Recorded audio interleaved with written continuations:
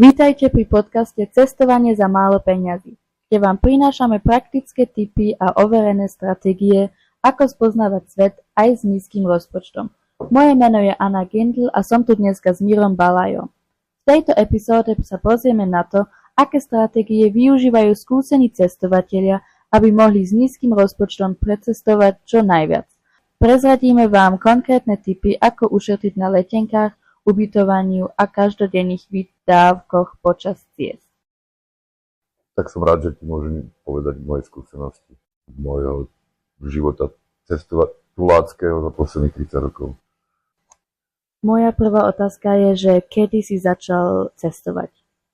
Cestovať som začal v 18 rokov, keď som bol plnoletý. Dalo. A kam si išiel? Prvá cesta bola do Francúzska. A sám? Kamarátom som bol. My sa stretli na Mlynskej doline, tam sme žili, brigádovali a tiež mal on takéto plány, tak sme sa ako spojili a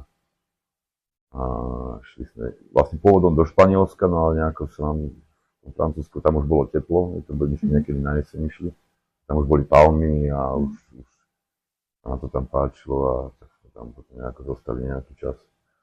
A kde presne vo Francúzsku, vieš to ešte? No my sme vlastne nejako stopom išli cez Nemecko, dostali sme sa na sever Francúzska a Francúzi samozrejme štrajkovali, nejakí dopravci pri najhoršom nás vyhodia, takže sme išli vlakom a potom nás vyhodili k ním a tam už bolo naozaj teplo, palmy, tam už to bolo pekné, takže tam sme ako hodne zostali. A ako dlho ste zostali vo Francúzsku? To si už presne nepamätám, možno asi nejaký mesiac v tom meste, alebo aj dva asi. Tom kamarát zostal, ja som sa už úplne presne nepamätám. V pohode. Neviem. A po Francúzsku si sa vrátil zase na Slovensko, či cestoval si ďalej? No, to som sa vrátil vlastne. Po tých 3 mesiacoch som sa vrátil na Slovensko, aby som nemal problémy, lebo hodne vtedy kontrolovali poslednú pečiatku, vlastne mohli sme byť ako v Európe 3 mesiace od poslednej pečiatky. Tak som sa nejako vrátil a už potom ako ostrieľaný, tak už som potom vlastne odtedy chodím ako sám. A tvojej rodine to nevadilo, keď si bol tak 3 mesiace preč? Tak obávali sa, jasne, no, hlavne s matkou, no, že... A poznal si tam aj veľa ľudí? Áno, no. Francúzi boli sympatickí? Ale áno, tak to bolo, hlavne teraz je to už podobné, vlastne teraz je to už dá sa povedať rovnaké všade. To globalizáciou, ale vtedy to bolo v tých 90 rokoch, to bol veľký rozdiel. Ty si už precestoval veľa krajín, a v ktorej krajine sa ti ľudia a najviac páčili, v ktorej krajine celkovo sa ti najlepšie páčili? Tak čím chudobnejšia krajina, tým podľa mňa ako príjemnejší, uvoľnenejší, usmievajúci, pohostinnejší ľudia. Tak ako z Európy mám rád, som vždy mal, to bolo Škótsko a ako Francúzsko. Portugalsko takisto. Na posledné roky objavujem Balkán, to zase chodím na motorke, no a to ma veľmi, veľmi baví tam, to je ako cestovanie v čase. Tam sú veľmi dobrí ľudia a tam sa mi to páči. No. Ideš motorkou, ako ty ho cestuješ? No, pred 2 rokmi som bol 2 mesiace, minulý rok som bol nejaký, neviem, 5-6 týždňov asi. No na motorke sa neurobíš veľa kilometrov denne. Jasne. Nejakých 300-400 a takže ako to je také pomalé cesto, ale zase dostaneš sa na miesta, kde sa na auto nedostaneš. Má to obrovské. No ale to je vlastne môj nový druh cestovania.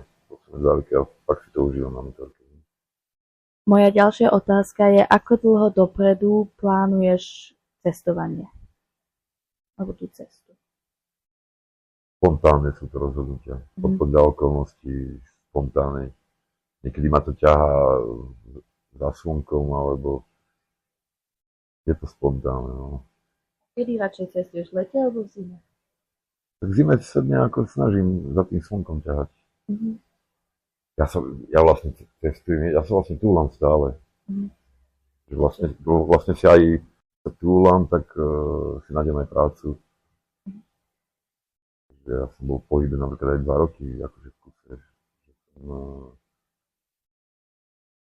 našiel prácu napríklad v Škandinávii, vo Švédsku, v nejakom kempingu, tam to je ozaj drahá krajina, tá Škandinávia, to je veľmi drahá.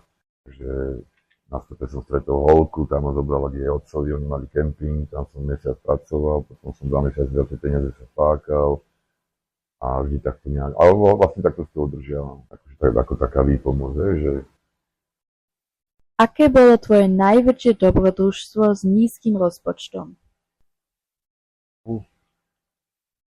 tak tých dobrodružstiev, no spomínam si, ja neviem, koľko som mal rokov, ale to sa blížili moje narodiny a bol som v Taliansku.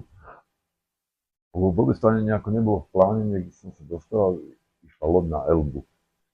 Proste na tú loď nastúpil, to bol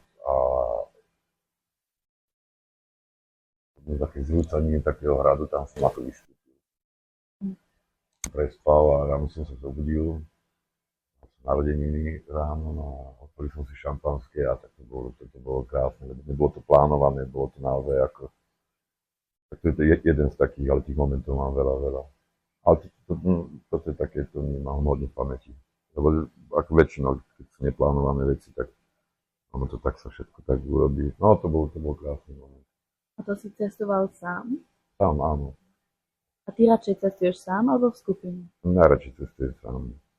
Lebo sa nemusíš spoliehať na... Tak, presne, kompromisy ale samozrejme stretávam ľudí, veľakrát stretnem ľudí, pocestujeme pár dní, potom sa rozídeme, často som sám a tak proste ono to tak samo ide. A podľa teba to je dôležité spoznávať nových ľudí? Určite. Nových ľudí, nové kultúry, nové zvyky, ako ľudia žijú. Človeka to len a len obohatí. Som odporúčal každému. Človek ako dlho na jednom mieste, tak potom už, keď je aj v cudzine, tak už potom rozmýšľa ako tí ľudia, už to tak proste sa tak nabalí. A keď človek je všade chvíľu a môže porovnávať a obohacuje to človeka neskutočne. A naučí sa rýchlo ich jazyk, alebo rozpráva sa s nimi po anglicky? No tak ja s tým jazykmi som dosť slabo, nemám nejako... Trošku anglicky, francúzsky. Keď si napríklad v Balkánu alebo Skandinávii alebo tak? Tie slovanské jazyky ako sa dajú dosť, ale v 90. rokoch to ako anglicky v týchto krajinách sa nehovorilo a dokonca ani Francúzi, ani Španieli. Teraz táto mladá generácia hovorí dobre anglicky, ale v tej dobe ako anglicky, tak možno Nemci trochu, ale ani to nie moc. Vlastne, tá angličtina nebola taká. V tej dobe sa ešte o Esperanze rozprával, to mal byť taký jazyk univerzálny, ale nejako to neprešlo, angličtina to pretlačila. Ale nie je to ťažké pre teba si porozumieť? Nie. Nie, tak ľudia, keď sú si sympatickí, keď sú na jednej vlne, tak tam ako absolútne nehrá rozdiel ako reč vôbec nie. Ako si prišiel na nápad cestovať a čo ťa motivuje? Tak ako mladý som čítal knihy, aj cestovateľské, Kerouac, to bolo také, no tak poznávať, ako vždy ma to zaujímalo. Takže keď som dosiahol tú plnoletosť, to bolo ako dosť dôležité, no tak som sa vybral poznávať svet. To ťa aj motivuje, alebo... Áno, stále, to je ako môj koníček číslo 1. Tí ľudia. No. Tá história tiež? Tak príroda, áno, ľudia, ich zvyky, ako som hovoril. Ako milujem, keď som v neznámom prostredí, niekde som prvýkrát a človek len tak sa nechá unášať. To je ako fakt to ma baví. No. Myslíš, že každý môže cestovať, alebo na to treba určité vlastnosti? Každý môže cestovať. Stačí chcieť, kto má chuť, nech cestuje. Nemusí mať ani prostriedky, alebo keď ako fakt človek má túžbu a nech ide. To už potom cesta ukáže. Stačí chcieť a všetko sa dá. A čo si myslíš o takých drahých hotelov a tak? Nemám moc skúsenosti s tým. Ale zažil som situácie, že mi, zastal bohatý, nejaký úspešný človek a len tak spasie, že mi zaplatil hotel. No, áno. Čo je tvoja ďalšia cesta, ktorú plánuješ? Tak teraz asi sadnem na tú motorku a pôjdem zase na ten Balkán. Tam ako je čo objavovať, tam sa mi to veľmi, veľmi páči. Tam je to naozaj príjemní ľudia. Už vieš, kde do Balkánu? Ktorá krajina? Neviem, to sa cez to ukáže. Bulharsko ma hodne očarilo. Bosna i Hercegovina, alebo aj to Macedónsko, tam sa mi veľmi páčilo. Tam sú také čarovné miesta. Konkrétne Ohrid, to je také mestečko staré, ktorý Maňa založil, tam je taký veľký amfiteáter rímavský. Je vlastne mesto nad velikánskym jazerom ohridským. Je tam 365 kostolov. To je malé mestečko. Môže modliť každý deň v jednom kostole. Ale niektorý kostol má 2x1 meter rozlohu. Ale také krásne, starodúle mesto, naozaj v kopcoch. Ale aj tá Bosna je hlavne príroda, tam tie lesy sú naozaj také panenské, velikánske stromy.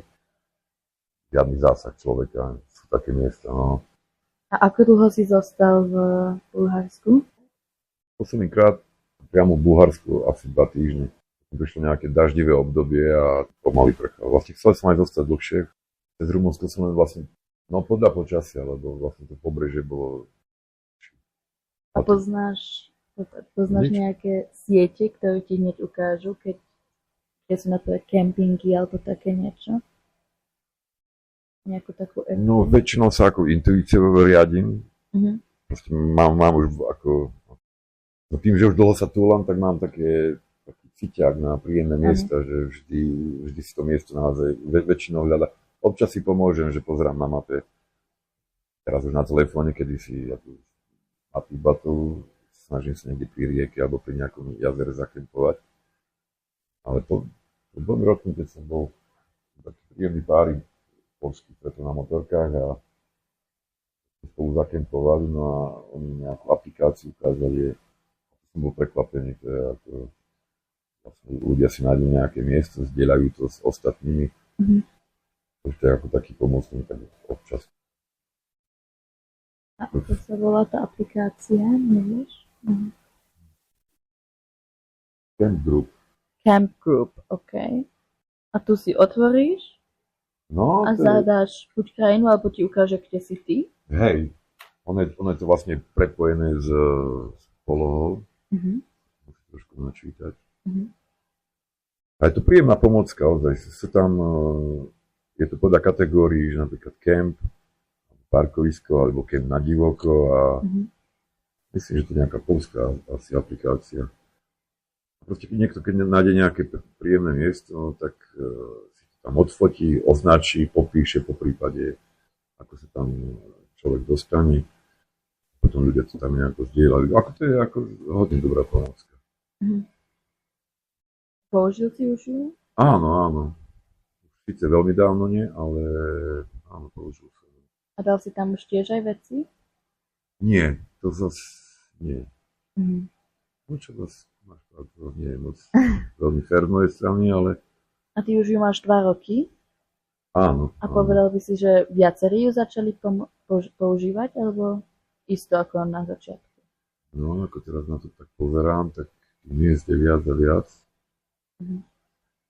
Je to dobrá pomôcka. Určite je to dobrá. A máš viaceré také aplikácie, alebo len túto? Iba túto jednu. Ale sú viaceré?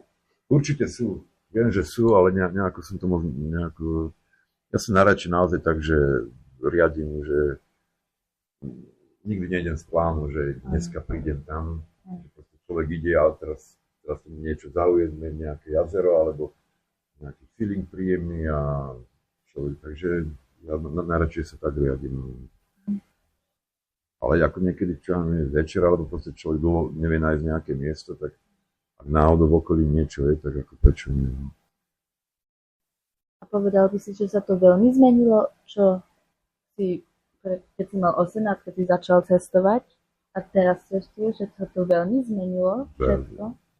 Tak my sme boli hlavní po tom západe, pretože v 90. rokoch chceli poznať svet, západnú Európu, takže neboli nízkonákladné spoločnosti, neboli autobusy. buď nejakým zájazdom niekde ísť, no ale to Ale ty si sa nikdy nebal, keď si išiel autostopom alebo tak. nie. Taký ako človek, keď začne ako v mladosti, vieš, začneš ako 18-ročný a odskúšaš si, tak už potom to vlastne nič nemôže prísť. Inšpiroval si už niekoho, aby to vyskúšal tiež? Áno. Tak ono vlastne, myslím, že to väčšina ľudí by to ako chcelo, vieš, že proste určite áno. A myslíš, že väčšina ľudí sa dá ako bojí to spraviť, alebo prečo to nerobia? Tak teraz je taká doba, je vlastne iná doba teraz. Teraz sú takí slabší ľudia, že proste nejdú silno za tými cieľmi.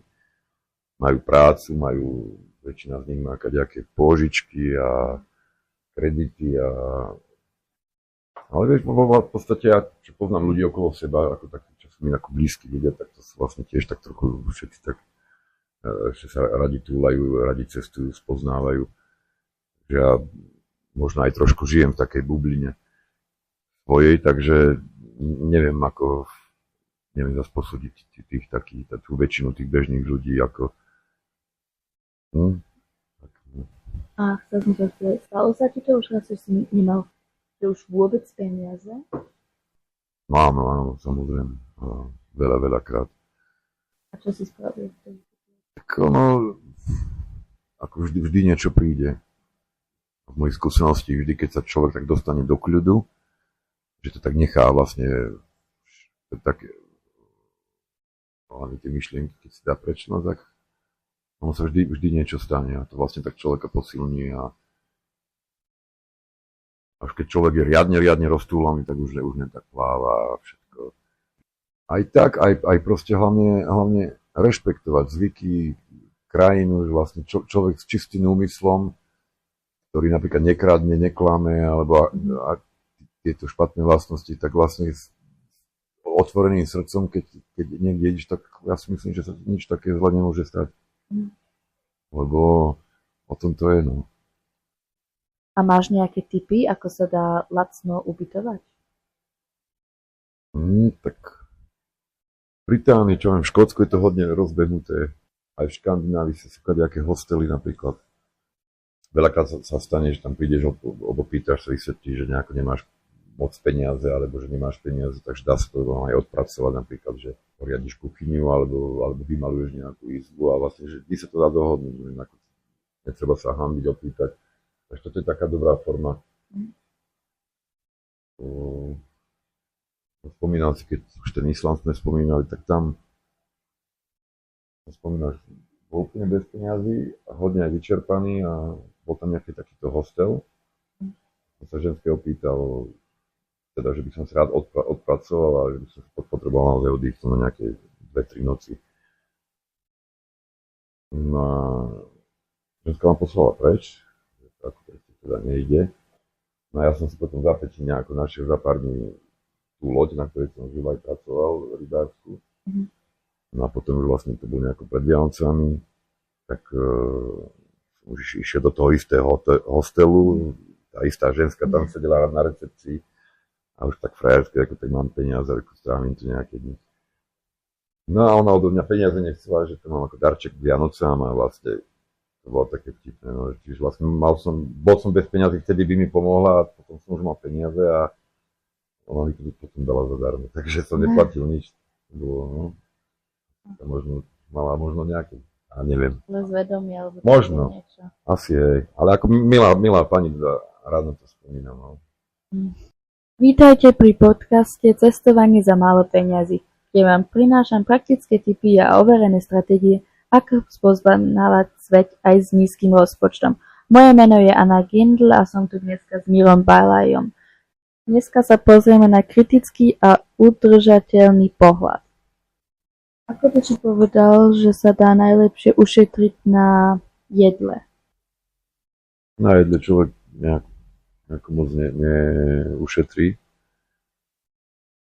Ale tak sú napríklad trhy s ovocím a zeleninou a keď tam človek príde pred ukončením trhu, tak je tam dá sa aj pomôcť tým ľuďom, ktorí to tam vykladajú, nakladajú, alebo si vypýtať naozaj, čo oni už na druhý deň nepredajú, že to dá, no. Ale fast food a také niečo, to nemáš rád? Raz za čas, tak. A človek sa vie aj sám, keď máš malý varič máš so sebou a dá sa naozaj ako za pár korún sa ako dobre nájsť, no. Máš skúsenosti s couchsurfing alebo workaway? Couchsurfing nemám a ten workaway som bol minulú zimu. Som bol v Maroku a na hosteli som stretol takého Austrálčana, mladého chalana, ktorý na bicykli cestoval a on mi vlastne dal adresu na jedného chlapíka. Takže tá som strávil asi týždeň, dokonca aj Vianoce. Tak tam sme trošku sa snažili ako budovať to. A spravil by si to zase? Možno hej, no. Ale tak tiež som to zase nevyhľadával, že idem priamo, že som vlastne na hosteli stretol chalana, ktorý takto žil a dal mi adresu a tak som sa to ocitol. No, čo by niekedy bola nejaká takáto príležitosť ako prečo. A vlastne si tam stretol jednu holku, ktorá vlastne takto žije dlho, no, tak ona mi hodne o tom rozprávala. A ona hodne takto aj tento Blízky východ, ako Líbiu, hodne cestovala a no, ona mi hodne ako informácií dala. Ja si myslím, že nemám veľa skúseností, vlastne iba túto jednu, ale príde mi to ako... Ono je to príjemné, keď človek ako nemusíte peniaze stále riešiť a vlastne a tak najlepšie spoznáš aj kultúru ľudí, aj niečník, lebo ako niekto ide na dovolenku a má nejakého sprievodcu, alebo viem, že sa chodia, že nejaká pláž a nejaká súkromná, ako vlastne človek z tej krajiny nemá nič. No. To aspoň ja myslím. Ako hľadáš lacné letenky alebo autobusové lístky? No, tak v tejto dobe vlastne sú tie také vyhľadávače, neviem, zvykne oni tak ubytovanie nejako cez Airbnb alebo Booking alebo Skyscanner je celkom dobrý. Podľa teba sa prinesie to cestovanie takto viac človeku, ako keby cestuje tak, že si poriadne preplánuje letenku a všetko a má hotel a vieš, ako myslím? No. Ten rozdiel a akože priniesie to tomu človeku viac, alebo je to podľa teba ešte viac stres? Tak asi kto ako, no ja si zásadne nekúpujem spiatočné letenky. Lebo ako keď sa mi niekde páči, tak jednoducho tam zostanem, alebo zase z toho miesta môžem odletiť, alebo odísť nejako inak, zase na iné miesto. Ja si myslím, aj keď nepoznám tú formu, ale keď je človek ohraničený nejakým týždňom, dvom, alebo aj mesiacom, tak to počíta dní, kedy zase ide už a je to už také, no ako nie je to pre mňa. Nemám nič fixné, ani prácu, ani nemám rodinu, takže ako v mojom prípade je to naozaj, že mám to otvorené a podľa intuície, podľa nálady, alebo že ako také slobodnejšie. Ale zase nepoznám tú druhú stránku, takže určite to má nejaké výhody, ale ako neviem. Veľa ľudí vravia, že backpacking a cestovanie im mentálne veľmi pomohlo, povedal by som. Aj ty o tom? No, pekná otázka, veľmi dobrá. Určite. Určite človek sa lepšie spozná sám seba. Keď nie je v týchto komfortných situáciách, naozaj keď ako v prúseri, vtedy sa človek spozná. No toto je vážne dobrá otázka. Určite. Máš nejakú situáciu, kde si povedal, že tam ti to ako nič stalo? Tak človek inak rozmýšľa, keď je tak, človek je tak v prítomnosti, vlastne ako rieši ten problém, takže je ponorený, ak je v nejakom probléme, je ponorený, sústredený 100% na ten svoj problém a vlastne ale ako z mojich skúseností vždy, keď ako v niečom sa človek ocitne, tak ako to šťastie, alebo ako by som to povedal, alebo to ono príde, keď človek sa tak úplne uvoľní, keď je v kľude, vtedy to všetko prichádza. To sú ako moje skúsenosti. Ale obohacuje to človeka, ako sa hovorí, že čo ťa nezabije, ťa posilní a to je ako naozaj tá. Takže povedal si ty si, že stále keď prídeš naspäť na Slovensko, tak máš trochu viac taký vnútorný kľud? Alebo si taký viac kľud, ako spokojnejší? Alebo tak? Keď sa vrátim na Slovensko, tak ešte ako čerpám ešte z toho. Takže áno, mám pocit, hej, že mám trochu taký nadhľad, ale zase potom časom to človeka tak pohltí. Obohacuje to, každopádne to človeka obohacuje, keď poznáva ľudí nových, nové kultúry, nové zvyky ľudí. Určite obohacuje a na to by som každému doprial. Treba spoznávať naozaj. A čo je taký moment, kde stále si povieš, že teraz je naozaj na čase ísť? No tak keď ma to už nebaví na jednom miestu. Vyskytnú sa nejaké situácie alebo nepredvídané alebo človek to už vnútorne cíti, že už také monotónne nejaké. Ono je to tak niekedy, že vlastne keď už je dlho človek na jednom mieste a má pohodlie, má všetko, má vlastne ako, tak ono ja to tiež chápem, že je ťažké ten prvý krok urobiť, že ale už ako človek už ako ho urobí a rozhodne sa, tak už potom na druhý deň, na tretí a už tak opustí sa a už to potom tak krásne ide všetko. Ako dlho zvyčajne trvajú tvoje cesty? Tak je to rôzne. Bolo aj tak, že som sa aj 2 roky v kuse túval napríklad, alebo tak zvyknem cez zimu, že napríklad aj vo Francúzsku veľa času trávim, no ale nájdem nejakú prácu, napríklad na mesiac, zarobím nejaké peniaze, nechám auto tam, odletím si do Maroka alebo na Kanárske ostrovy, zase nejako pobudnem, zase sa vrátim, alebo zase niekde inde.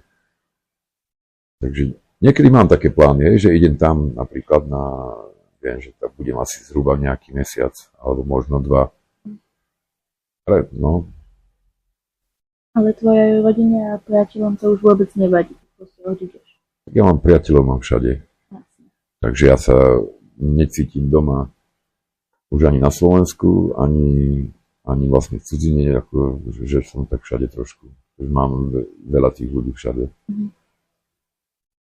Povedal si, že všade sa dá, to cítiš doma? No to zase, ani nie. Nikde sa necítim doma. Keď aj na Slovensku nie som dlho, tak už ľudia furt niečo riešia, ako v dobrom samozrejme, ale tak vlastne človek má takú bublinu a vlastne ale stretávam ľudí veľmi podobných mne, takže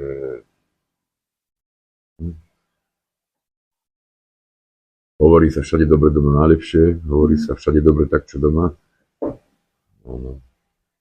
Ja si myslím, že to je individuálne, každý to nejako inak cíti. Ale hovorí sa dokonca, že také celkom pekné, čo som minul počul, že človek doma tam, kde sa dobre cíti, to tiež má veľa pravdy v sebe. No, tak. A ty potrebuješ proste tento stále niečo nové a nie stále to rovnaké, čo ťa nebaví.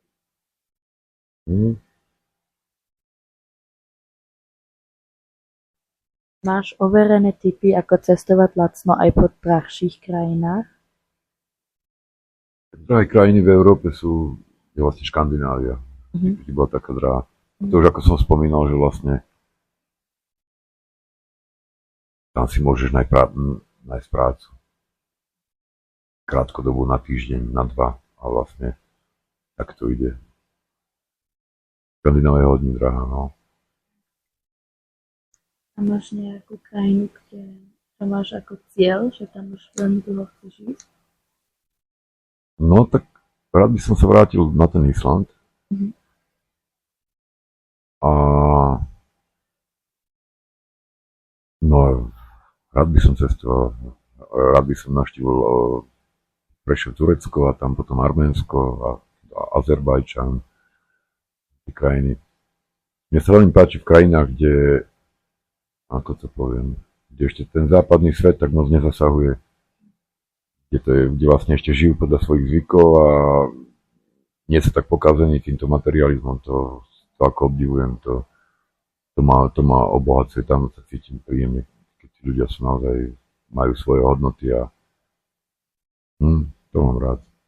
A ty si povedal, že len po Európe cestuješ, ťahlo by ťa tak do Ameriky alebo Určite by som rád, ako celý svet, rád by som, no. A dúfam, že sa mi to aj splní možno niekedy, no, človek starne a no, rád by som. Uvidíme, ako to pôjde. Čo by si poradil ľuďom, ktorí chcú cestovať, ale boja sa, že na to nemajú dosť peniaze? No tak už to, že sa boja, to už je také, že ak naozaj chcú, tak proste nech idú. Nech idú a už potom už všetko je s nimi, no. Vyskytnú sa situácie naozaj nečakané. To mám najradšej vlastne, keď človek si určí svoj zámer a proste ide a hlavne sa nebáť, nemá ten strach, lebo človek vystrašený si to neužíva vlastne. Dobré otázky mi dávaš. Ako si predstavuješ svoju ideálnu cestu? Ideálnu cestu? Tak asi cestovať s veľa peniazmi. Neviem, ako ideálnu. No, tak toto by som ako rád skúsil. Len tak na ľahko. Mať vo vrecku kartu bankomatovú s neobmedzenými peniazmi ale akože tak vyskúšať. Verím tomu, že by to vlastne bola trošku aj nuda časom. Určite by som si to na začiatku veľmi užíval. Ale časom vlastne potom človek prichádza od tie... To už ten komfort, ako hovorím, že to je také... Myslím si, možno nie, možno by ma to bavilo. Ale keďže sa bavíme o lacnom cestovaní, tak to by som si akorát vyskúšal naozaj mať, že nepozerať na peniaze. No, toto je tiež dobrá otázka. Ja som takto vlastne nikdy ani nerozmýšľal, až teraz ma to tak napadá. Dobré, Anna. Ďakujem. Máš ešte niečo? Nič ma už nenapadá. Tak ak ťa niečo ešte napadne, tak ako kľudne sa ma opýtaj a rád ti poviem. Ďakujem za tvoju pomoc na môj interview. Ďakujem ti aj ja za niektoré naozaj osobné, ale aj naozaj skvelé otázky. A ďakujem aj vám za vašu pozornosť. Vítajte pri podcaste Cestovanie za málo peňazí, kde vám prinášame praktické tipy a overené stratégie, ako spoznávať svet aj s nízkym rozpočtom. Moje meno je Anna Gintl a som tu dneska s Mírom Balajom. V tejto epizóde sa pozrieme na to, aké stratégie využívajú skúsení cestovatelia, aby mohli s nízkym rozpočtom precestovať čo najviac. Prezradíme vám konkrétne tipy, ako ušetriť na letenkách, ubytovaní a každodenných výdavkoch počas ciest. Moja prvá otázka je, čo ťa viedlo k tomu cestovať s malými peniazami? Ako si prišiel na to? Tak bolo to v 90. rokoch a vlastne iná možnosť nebola. Boli vtedy veľké rozdiely medzi západnou Európou a východnou. Neexistovali nízkonákladné rozpočty, autobusy vlastne ešte nefungovali prvé zájazdy nejaké na tých starých karosách, takže sa stopovalo výhradne stopom. Na odpočívadlách sa stopovalo na malých parkoviskách alebo na veľkých benzínkach. Písali sa na kartóny mesto, väčšinou tak 200-300 km vzdialené. Najhoršie to bolo cez Nemecko a Rakúsko, lebo tam nás kontrolovali hodne. Vtedy sa nás obávali z východnej Európy, že nám hľadali zbrane, či nemáme náhodou v batožinách. Takže vlastne každý, kto začínal cestovať, tak vlastne tie prostriedky boli obmedzené. Hodne. A koľkát, keď si začal? V 18 hneď, ako som dosiahol plnoletosť, tak vlastne moja prvá cesta bola do Francúzska. A ako dlho si zostal vo Francúzsku? No vtedy 3 mesiace. A potom si sa vrátil na Slovensku? No potom som sa vrátil, pretože mali sme tie víza, vlastne keď nás kontrolovali policajti, tak mohli sme ísť na 3-mesačné víza. Čiže od poslednej pečiatky, čo bolo v pase, 3 mesiace, potom už dávali deporty a už to bolo potom nepríjemné. Už to bolo trošku také, že človek sa musel skrývať a dávať si pozor, no takže tak. A zmenilo sa to v tom čase a teraz? Je tam veľký rozdiel? Tak 100%, tak sme rovnocení členovia v Európskej únii, všetko sa zmenilo samozrejme a veľmi veľa. A to lepšie teraz? Je to lepšie, ale zase viacej dobrodružstva bolo vtedy, pretože teraz je aj iná doba, no je to veľký rozdiel. Ako dlho dopredu plánuješ lacné cesty? Tak nejako to moc neplánujem podľa nálady. Väčšinou človek uteká za počasím, keď ako u nás je zima a skoro býva tma, takže za počasím a ja to nejako moc neplánujem. No. Spontánne sa rozhodnem podľa okolností a balím sa. A ako cestuješ? No tak teraz lietam, hej, keď lietam občas autobus, teraz už sa moc nestopuje, ľudia sú plní strachu, takže ani moc neberú, no ale máme tu BlaBlaCar, takže tým dosť často, ale aj stopom sa občas podarí. Je veľmi príjemné cestovať stopom, lebo keď už niekto zastane, tak ti zastane taký, čo je to príjemný človek, ktorý nie je plný strachu a je príjemné sa baviť o živote, o fakt človek stretne zaujímavých ľudí. Takže... A ty sa nikdy nebojíš, keď ideš autostopom? Nie. Tak ja už mám aj svoj vek a je to iné, keď niekto začína sa túlať, ja neviem, v 30, 40, ale akože ako 18-ročný som tie extrémy zažil, takže už potom ma ako nič neprekvapí. A aké bolo tvoje najväčšie dobrodružstvo s nízkym rozpočtom? No to s nízkym rozpočtom, ja vlastne stále cestujem s nízkym rozpočtom. Tak dobrodružstvo, neviem, takto. Mal som krásne narodeniny, ale neviem, v ktorom roku to bolo, ale raz som sa tak na takom hrade na Elbe objavil. To som sa ráno zobudil, otvoril som si šampanské a fantastický výhľad, no tak to bolo jeden z takých silných momentov, ale neviem, koľko som mal vtedy rokov. To bolo jedno z mojich narodení.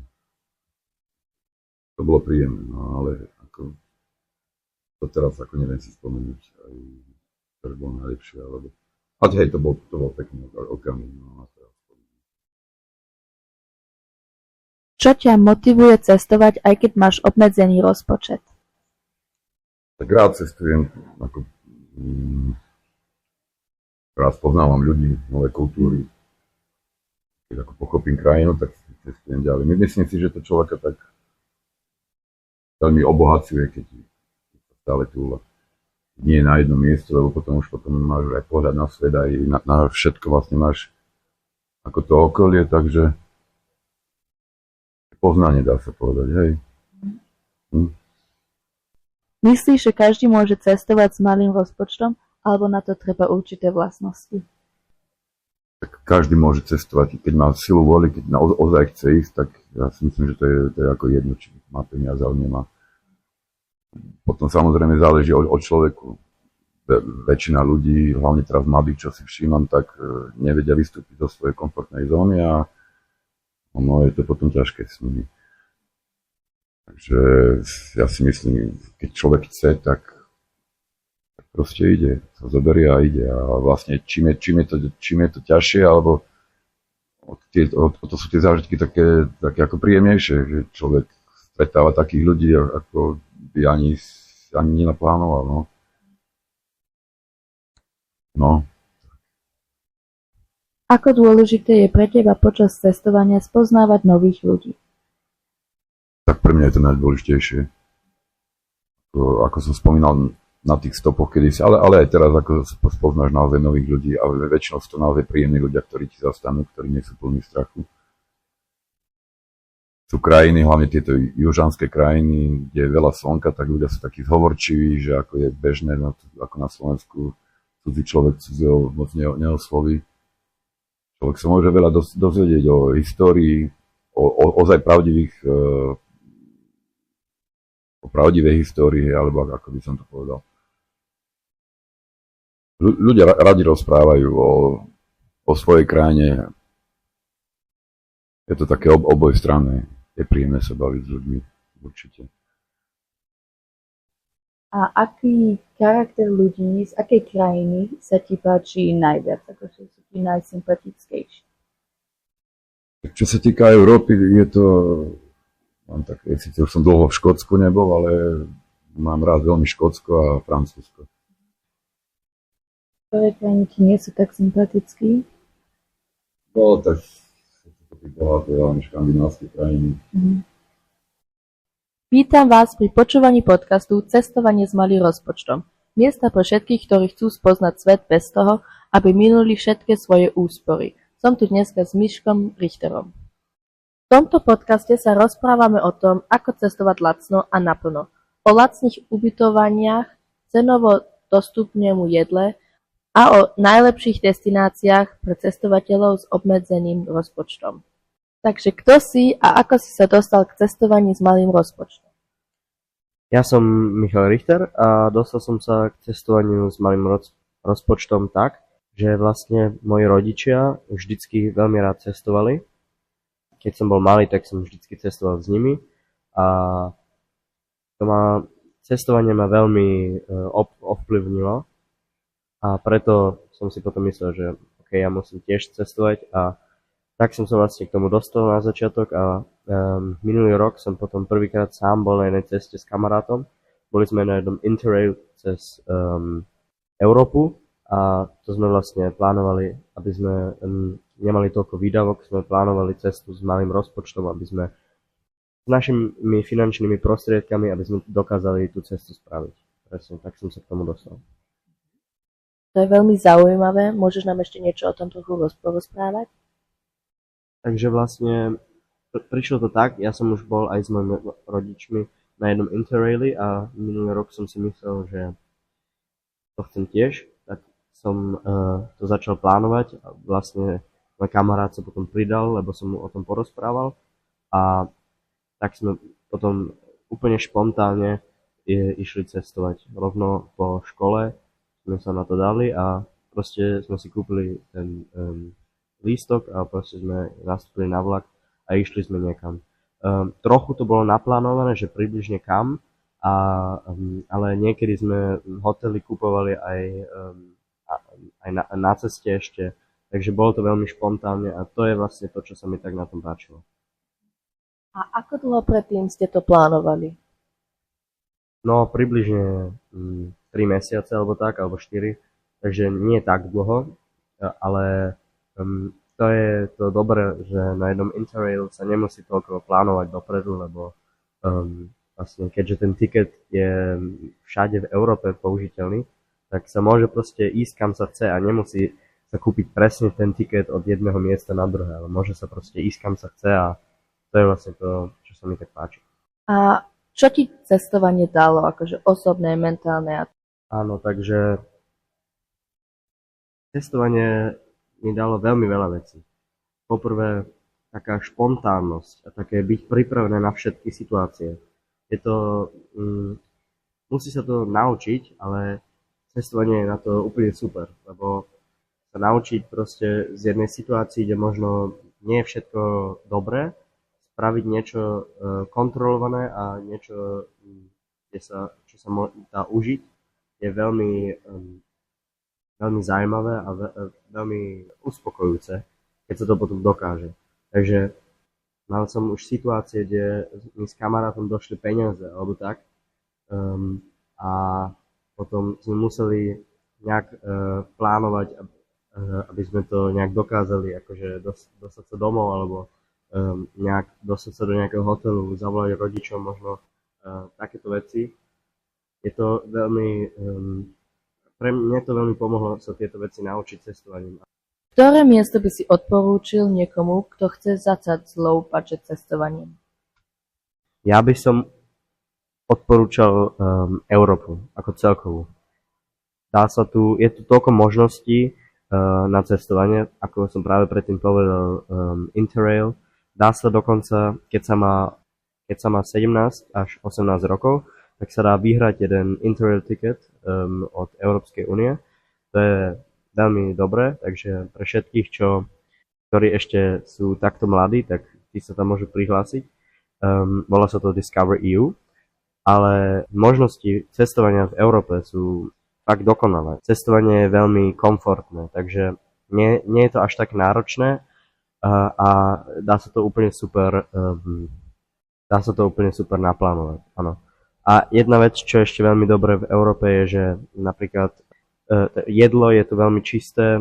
Nestane sa často, že dostaneš problémy s jedlom a že máš potom problémy s trávením, čo zase v Ázie alebo dokonca teraz už v Amerike je častý problém a v Európe sa s tým vôbec nemá žiaden problém. Takže pre začiatočníkov a aby človek sa mohol naučiť basics cestovania, je podľa mňa Európa proste najlepšie miesto. Wow, a bol si už niekedy v Ázii alebo v Amerike?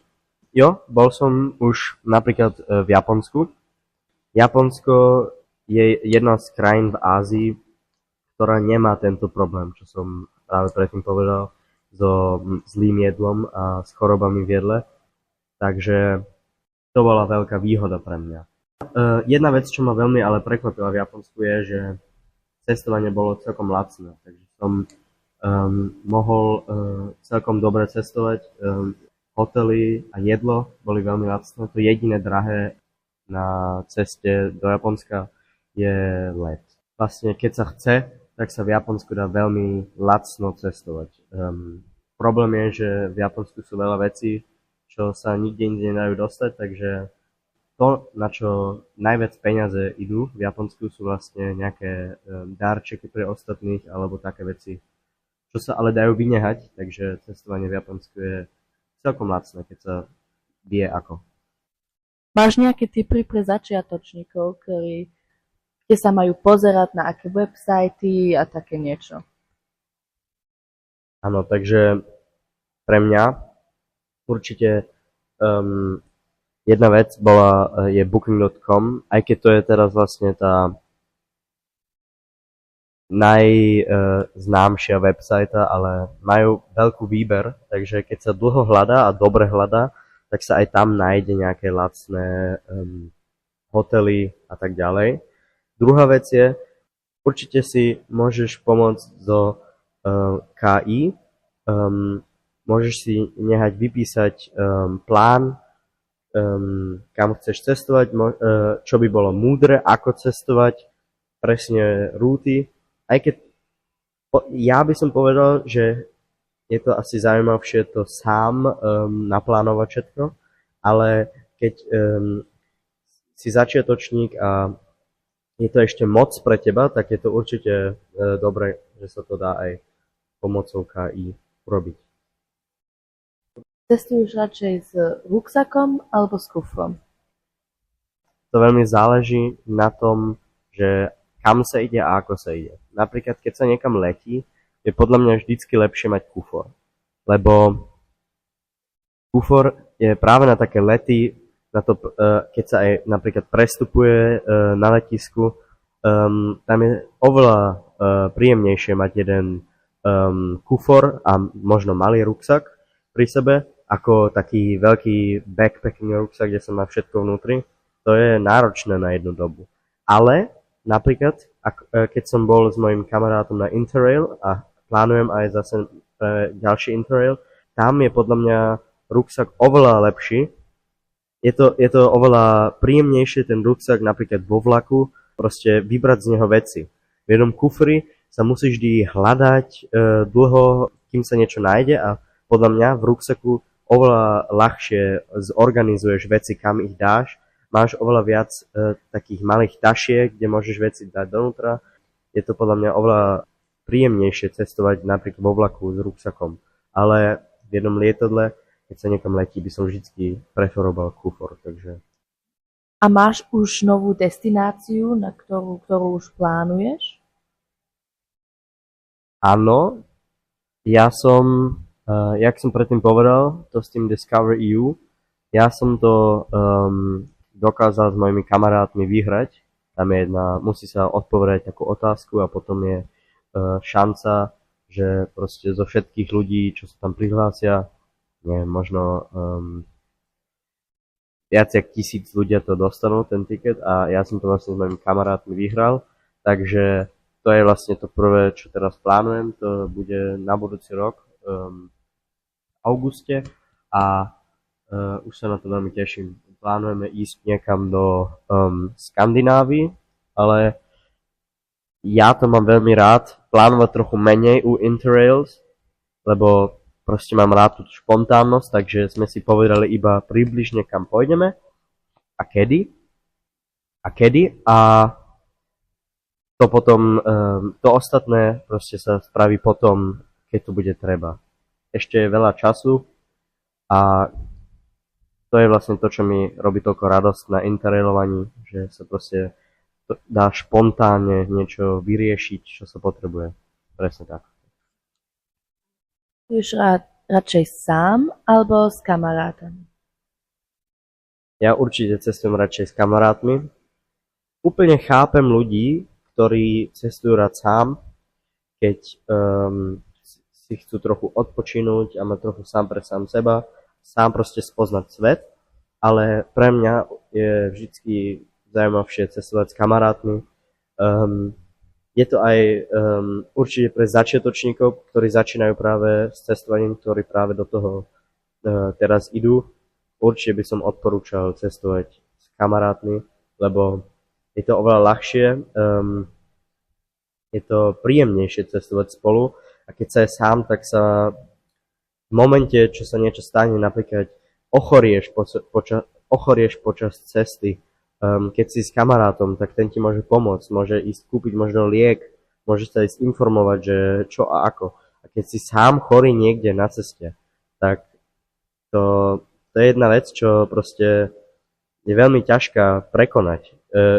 Ale takéto veci, keď cestuješ sám a sa ti nahromaždia, tak to je veľmi náročné potom cez to nejak prejsť a podľa mňa sa niekedy potom tá cesta ani nedá užiť dobre, lebo takéto veci, takéto faktory proste ničia ten zážitok a keď sa ale cestuje s niekým, tak sa môže vždycky, stačí aj iba jedna osoba, tak sa vždycky môže nejak si navzájom pomôcť a nejak tú situáciu prekonať.